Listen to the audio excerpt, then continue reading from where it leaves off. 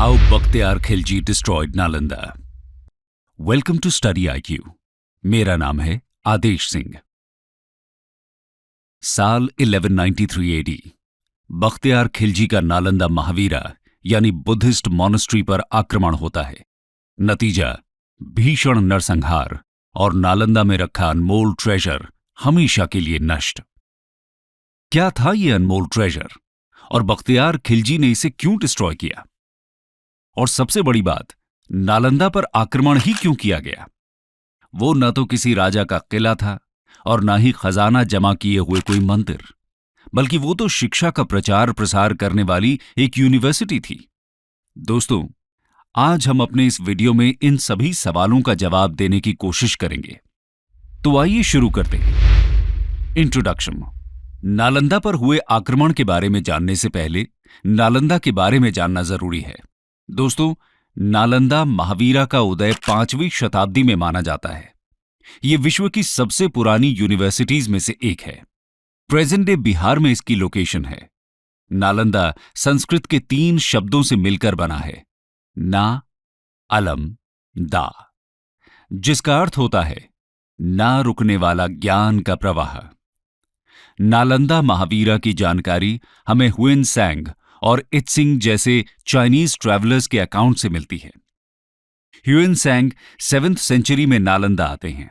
वो इसकी स्थापना का श्रेय गुप्ता वंश के शासक कुमार गुप्ता वन को देते हैं। ह्यूएन सैंग लिखते हैं कि यहां 10,000 मंक्स और 1,510 टीचर्स रहते थे। मतलब ये एक रेजिडेंशियल यूनिवर्सिटी हुआ करती थी। नालंदा में China, Japan, Korea, Indonesia, Persia, Turkey और श्रीलंका जैसे देशों से लोग पढ़ने के लिए आते थे। यहां बुद्धिज्म के साथ साथ astronomy, mathematics, philosophy, medicine, grammar जैसे सब्जेक्ट्स की शिक्षा भी दी जाती थी। यहां तक कि उपनिषद्स के कुछ ओरिजिनल मैन्यूस्क्रिप्ट्स भी यहां मौजूद माने जाते थे। साथ ही यहां स्टूडेंट्स को कोई फीस भी नहीं देनी होती थी। यहां पढ़ने वालों में हर्षवर्धन, वासुबंधु, धर्मपाल, नागार्जुना, पद्मसंभव और ह्यून सैंग जैसे बड़े बड़े नाम शामिल थे। ऐसा भी माना जाता है कि ग्रेट एस्ट्रोनॉमर और मैथमेटिशियन आर्यभट्ट इस यूनिवर्सिटी के हेड रहे थे। ज्ञान का ये केंद्र लगभग 800 सालों तक ऐसे ही फलता फूलता रहा। लेकिन 12th सेंचुरी में अचानक ये अतीत के अंधेरों में खो जाता है। इसके पीछे की कहानी बड़ी रोमांचक है। Invasion of Nalanda. दोस्तों, नालंदा पर एक नहीं 3 आक्रमण हुए थे। पहले 2 आक्रमण के बाद इसे फिर से रीबिल्ड कर लिया गया था, लेकिन तीसरा आक्रमण इसके लिए फेटल साबित होता है। सबसे पहला आक्रमण स्कंदगुप्त के समय 455 to 467 AD मिहिर कुल के नेतृत्व में हुनर्स ने किया था। हुनर्स बेसिकली सेंट्रल एशियन ट्राइब्स के एक ग्रुप को कहते हैं जो खाइबर पास के थ्रू इंडिया में एंटर करते हैं। 4th और 6th सेंचुरी CE के बीच यानी कि गुप्ता एम्पायर के समय हुनर्स के इन्वेजन इंडिया पर हुए थे। लेकिन स्कंदगुप्त के सक्सेसर्स न सिर्फ नालंदा को रिस्टोर करते हैं, बल्कि और भी बड़ी बिल्डिंग बनाकर इसे इंप्रूव कर देते हैं। नालंदा पर दूसरा आक्रमण अर्ली 7th सेंचुरी में बंगाल के गौदास राजवंश के द्वारा किया गया था। इस आक्रमण के बाद बुद्धिस्ट किंग हर्षवर्धन नालंदा को रीबिल्ड करते हैं। तीसरा और सबसे घातक आक्रमण था टर्किश इन्वेडर बख्तियार खिलजी का। नालंदा पर इसका आक्रमण 1193 AD में हुआ था। आइए इसके पीछे की कहानी को डिटेल में समझते हैं। Why Bakhtiyar Khilji destroyed Nalanda? दोस्तों, ऐसा कहा जाता है कि बख्तियार खिलजी एक बार बहुत बीमार पड़ गया था। बहुत से उपाय और हकीमों के इलाज के बाद भी सेहत में कुछ सुधार नहीं हो रहा था। ऐसे में किसी ने सलाह दी कि नालंदा महावीरा के प्रिंसिपल राहुल श्री भद्र इलाज कर सकते हैं। एक बार उनसे इलाज कराकर देखा जाए। बख्तियार खिलजी को किसी गैर मुसलमान से इलाज कराना मंजूर नहीं था, इसलिए वो इस सलाह को पहले नजरअंदाज कर देता है। लेकिन जब सेहत और ज्यादा बिगड़ती जाती है तो उसे भी लगता है कि एक बार बुलाने में क्या हर्ज है। राहुल श्री भद्र बख्तियार खिलजी के पास पहुंच जाते हैं और उसकी जांच करते हैं। खिलजी इनके सामने ये शर्त रख देता है कि वो इनकी दी हुई कोई भी दवा नहीं खाएगा। इस तरह से वो राहुल श्री भद्रा को चैलेंज करना चाहता था और हिंदूज को भी नीचा दिखाने की कोशिश कर रहा था। इसके बावजूद राहुल श्री भद्रा भरोसा दिलाते हैं कि खिलजी की सेहत में जल्दी ही सुधार हो जाएगा। वो खिलजी को कुरान देते हैं और कहते हैं कि इसके कुछ पन्ने रोज पढ़ा करो। खिलजी ऐसा ही करता है और देखते ही देखते उसकी सेहत सुधरने लगती है। दोस्तों, राहुल श्री भद्रा ने कुरान के पन्नों में दवा लगा दी थी, जो पढ़ते समय खिलजी तक पहुंच जाती थी और इस तरह वो पूरी तरह सही हो जाता है। जब खिलजी को इस बात का पता चलता है तो उसे बहुत ज्यादा इनसिक्योरिटी और जेलसी फील होती है। उसे लगता है कि इन काफिरों के पास मुस्लिम हकीमों से ज्यादा ज्ञान कैसे है। बस इसी बात से नाराज खिलजी फैसला करता है कि वो इस ज्ञान के सोर्स को ही हमेशा हमेशा के लिए खत्म कर देगा। आइए जानते हैं कि इस ज्ञान का सोर्स आखिर था क्या। Destruction of Nalanda. दोस्तों, राहुल श्री भद्रा और नालंदा में रहने वाले उनके जैसे हजारों बुद्धिस्ट मंक्स के ज्ञान का सोर्स था यहां की लाइब्रेरी।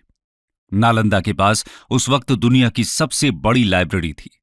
इसका नाम धर्मगंज हुआ करता था और ये 3 बड़ी बहुमंजिला इमारतों से मिलकर बनती थी, जिनका नाम था रत्नासागरा, रत्नोदधि और रत्नरंजक। इसमें करीब 90 लाख किताबों का संग्रह था। खिलजी को जब इस बात का पता चलता है तो वो नालंदा पर आक्रमण करने का फैसला करता है। हजारों की संख्या में यहां रह रहे बुद्धिस्ट मंक्स की बेरहमी से हत्या कर दी जाती है।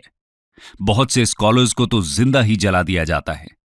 खिलजी की सेना निहत्थे बौद्ध भिक्षुओं पर भूखे भेड़ियों की तरह टूट पड़ती है। चारों तरफ कत्लेआम मच जाता है। उसके बाद यहां की लाइब्रेरी में आग लगा दी जाती है।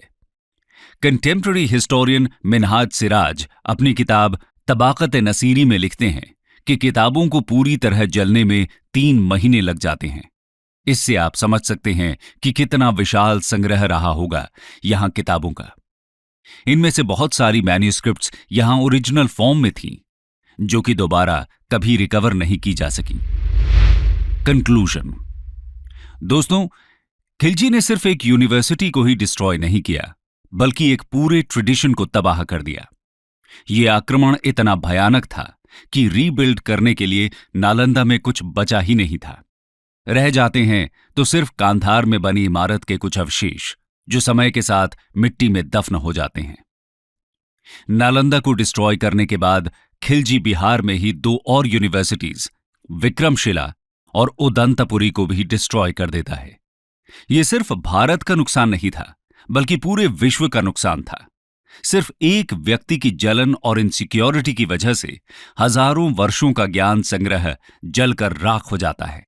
भारत जैसा कल्चर, जहां किताब के एक पन्ने को फाड़ना भी पाप माना जाता है, उसके इतिहास में होने वाली ये घटना सच में शर्मसार करती है।